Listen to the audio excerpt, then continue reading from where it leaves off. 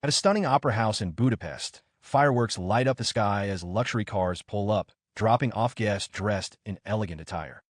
Inside, guards discreetly secure a VIP box where a Russian man and his partner watch the ballet. When the red curtain rises and dancers start performing, a big man in a tuxedo moves through the crowd.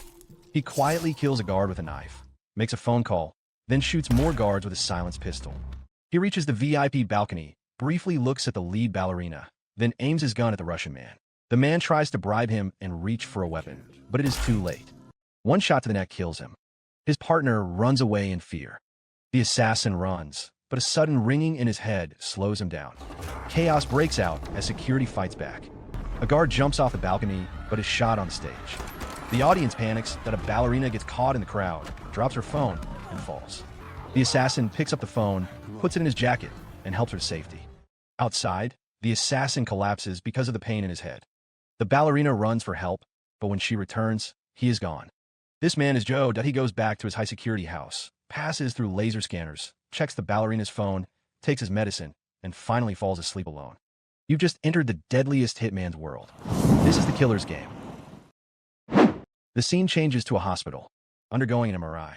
His doctor, Kagan, found no clear cause for the episodes. Kagan tells him the scans look normal so far, but more tests are needed. Joe looks worried. A few days later, Joe meets with Zvi, the man who handles his contracts. Zvi is impressed with how smoothly Joe finished the last job and expects a big bonus from the client. It's clear Joe is a skilled hitman. Joe then shares that he has been feeling dizzy and having trouble seeing. He worries it might be serious, maybe even deadly. Zvi tells him not to worry and suggests taking a break, maybe a vacation to relax. Later, Joe goes to a ballet studio to return a phone. There, he sees Maze again, the ballerina he saved. She thanks him for returning her phone and invites him to dinner. Joe writes down his number, but throws the paper away. Then, after a few steps, he changes his mind and picks it back up. That night, he sends her a text that he agrees to meet her. Their dinner goes better than expected. Joe lowers his guard, and Maze seems to like the real him. They talk, laugh, and soon, they become a couple. Did you just laugh? No, You did. I definitely did not. You did. You're smiling right now. It suits you. Maybe. Even while Joe continues his hit jobs across Europe, he always finds time to see Maze. Each meeting brings them closer. Joe's life is changing, and for the first time, it feels real. Joe then decides to leave the hitman life. He tells Zvi he wants out and is ready to settle down with Maze.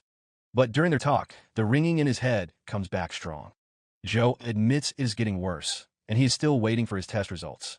Before leaving, he invites Zvi and his wife Sharon to his birthday dinner with Maze and his close friends. That night, Joe takes Maze to a fancy restaurant and introduces her to Zvi and Sharon. It's the first time they see Joe truly happy. In a quiet moment, Zvi tells Joe to be honest about his past. If Maze truly loves him, she will stay. Joe agrees to tell her soon, but before he can, Maze surprises him with a birthday cake, singing as Joe sits at the center, smiling for the first time in a long while. The next day, Joe goes back to see Dr. Kagan. The news is very hard to hear. 3 different labs all say the same thing, that Joe has a rare brain disease. It spreads fast, damaging his vision, memory, and causing a lot of pain. There is no cure, and he might have only 3 months to live. At home, Joe feels lost. He searches online and finds out the same deadly truth. No treatment. Then he takes out a gun and looks at it quietly. For a moment, it seems like he might want to do the unthinkable, but then a photo of him and Maze shows on his phone. He stops. He is not ready to give up yet. Joe makes a decision that he puts all his weapons in a bag and takes cash hidden under the floor. Then, without thinking twice, he throws the bag of guns into a river. He is done killing. Next, he meets Zvi and surprises him. Joe wants to hire a hitman to kill himself for $2 million. He gives Zvi $500,000 right away to set up a life insurance plan for Maze, because by doing the unthinkable won't pay out. Zvi was stunned and refused on the spot. Joe tells him about the disease, and he is running out of time. But Zvi says no. He begs Joe to keep trying, to look for any hope, even if it means seeing a shaman on a mountain. Joe refuses that he is not chasing hope. He just wants his death to mean something. If he dies, he wants Maze to be safe. Still, Zvi cannot help. Joe thanks Zvi and leaves. That he goes to a secret apartment guarded by a group of top assassins. Inside, Antoinette and her bodyguard Max welcome him carefully. She is surprised Joe came without warning. She asks why he did not talk to Zvi first. Joe explains that Zvi refused to help. That's why he is here, that he wants to put a contract on his own life. At first, Antoinette laughs, thinking it is a joke, but Joe is serious. $2 million for someone to kill him. After a pause, Antoinette agrees. The contract will be made. Joe just signed his own death order. The countdown starts. Antoinette calls Joe to confirm that his death contract is set and cannot be canceled. The hunt will start exactly at midnight. Joe agrees and asks one last thing, to start only after 12 o'clock. Antoinette wastes no time. She first calls Lovedahl, a sniper in Zurich. But when he hears the payment is only $2 million, he says no. But I got to show receipts. Next, she contacts the Goyang Gang, a cruel South Korean group busy with a hit inside a karaoke room. When they hear Joe's name, they accept.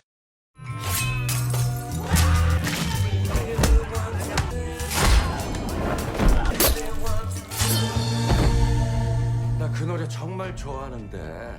Meanwhile, in Tokai, Hungary, Antoinette contacts two biker assassins who are finishing a man by running him over with motorcycles. When their job is done, they will come for Joe. $2 million. That's real money. Let's split! Back in Budapest, Joe waits outside Maze's ballet studio. His phone rang. It was Zvi, but Joe ignores the call and turns off his phone. When Maze arrives, cheerful and playful, Joe suddenly shuts down. He tells her he has a bad headache and brushes off her worry. Then, he says he is leaving for 2 weeks, maybe forever. He ends their relationship. Maze then gives him one last kiss and walks away without saying anything. Remember me this way.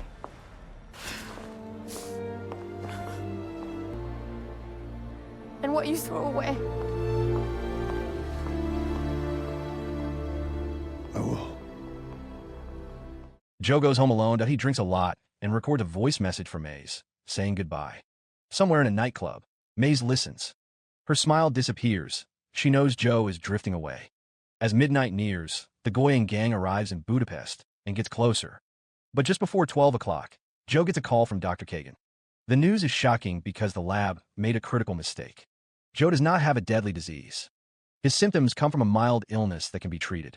He will be okay. Joe freezes. He looks at the clock. It's 11:55.5 minutes left. He has no weapons and no help. He runs around the house, making traps from whatever he can find. The hit is still on, and now Joe really wants to live. At midnight, the Goyang Gang attacks Joe's house. Joe tries to stop them, saying the contract is canceled, but they do not listen. They came to kill, and they won't leave empty-handed. With no choice, Joe fights them. It is a fierce, close fight that he uses everything nearby, hitting heads against walls, cutting throats with broken glass, and using their own weapons against them.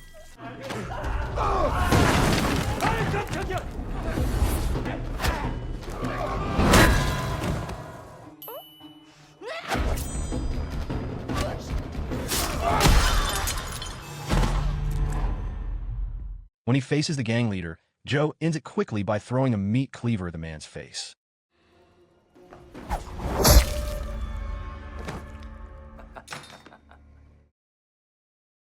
One gang member survives and tries to attack from behind, but it is too late. He steps on a laser trap on the floor and is blown out the window.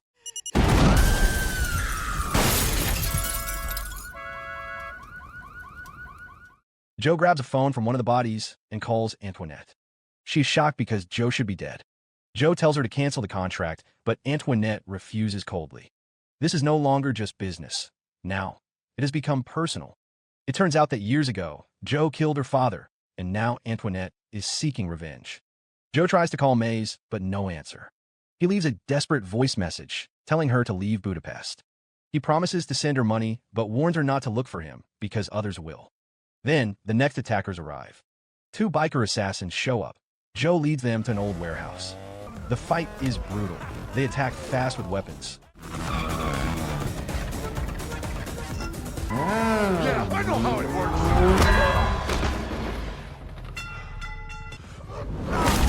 Sonny! Come on! Watch out!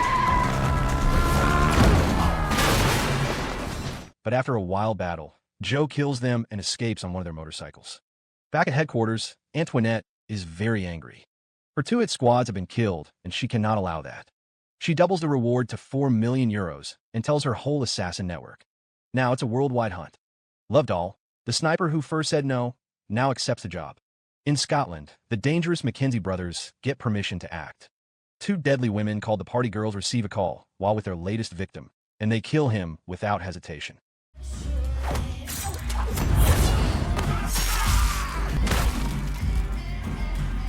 In Spain, a flashy killer named Botaz moves through a drug cartel massacre.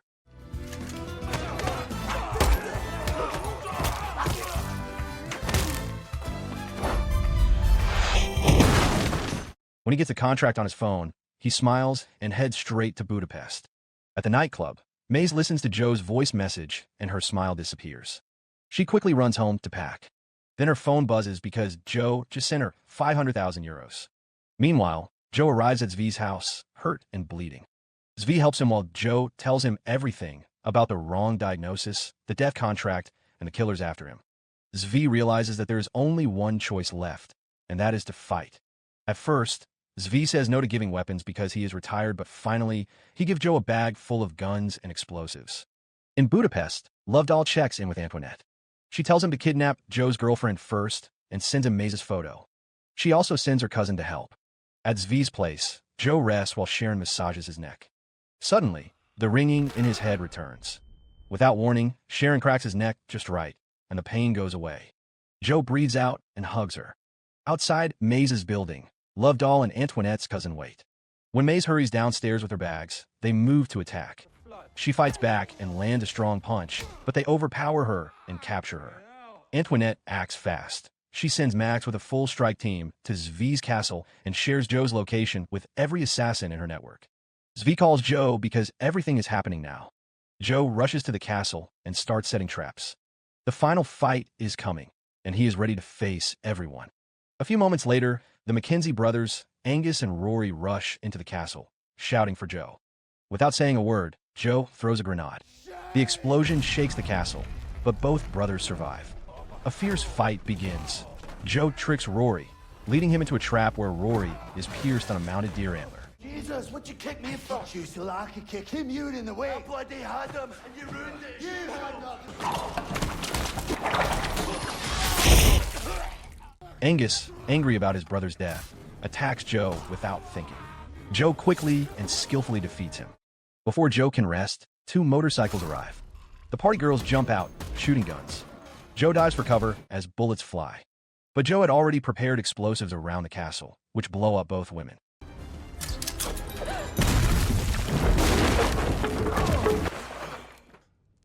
Next is Botaz, the stylish Spanish killer who fights with speed and dance-like moves. He challenges Joe to fight hand-to-hand. Botaz is fast and flashy, pushing Joe hard. But Joe grabs a sword and fights back.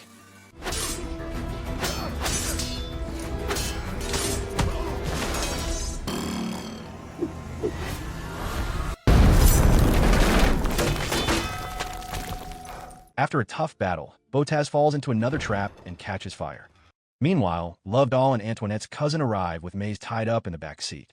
Seeing the damage from the other fighters, Lovedoll decides to take a quieter path and goes around to the back entrance. Inside, Joe finishes fighting Botaz just as Lovedoll calls for Maze's phone. He tells Joe to surrender and promises not to hurt Maze. Joe pretends to agree but asks for more time, telling them to wait outside. At that moment, Max arrives with a special forces team. Joe delays surrender and prepares for one last fight. When the team breaks into the castle, Lovedoll joins them, leaving Maze with Antoinette's cousin. But Maze is not done. She fakes a cramp, gets out of the car, and knocks out the driver with a wooden stick. The final battle inside the castle explodes into chaos. Joe fights through the soldiers using traps and weapons. Just as he tries to escape, Lovedoll catches him, aiming a gun and ordering him to surrender. Joe freezes. Suddenly, Maze crashes in with a car, hitting Lovedoll hard. Joe jumps into the car, and together they escape. As they speed away, Maze wants to know the truth. Joe finally tells her that he thought he was dying and had only 3 months to live. So he hired a hitman to kill him, hoping Maze would get a $22 million insurance payout. Joe also admits he is a hitman, but only kills criminals. Maze begs him to leave that dangerous life because she does not want to raise their child in that world. Then Joe realizes that she is pregnant. Before they can react, Maze suddenly falls while driving. She was hit by a stray bullet. Joe grabs the wheel and rushes to get help. He takes her to a nearby church where the pastor helps her. Maze wakes up and they share a quiet emotional moment. The pastor suggests they get married right away. Joe agrees, but before the ceremony starts, he is asked to confess his sins, and Joe accepts. As the vows begin, Lovedoll bursts in and shoots the pastor. Max and his men follow, throwing in a grenade. Joe and Maze escape the explosion, but the pastor is hurt. Joe then tells Maze to stay with him while he faces the danger.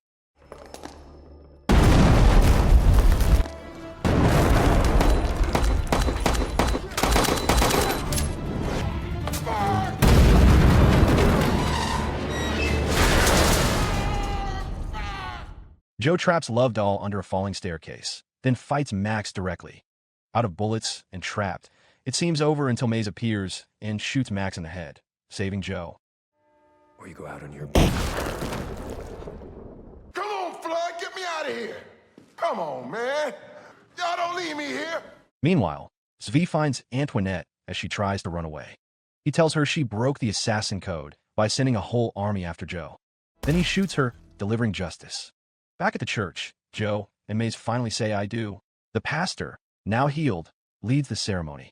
Married at last, Joe and Maze drive away, leaving the violence behind and starting a new life together. So the moral of the story is, if you're going to hire someone to kill you, maybe wait until after your final doctor's appointment, just in case it was a paperwork mix-up.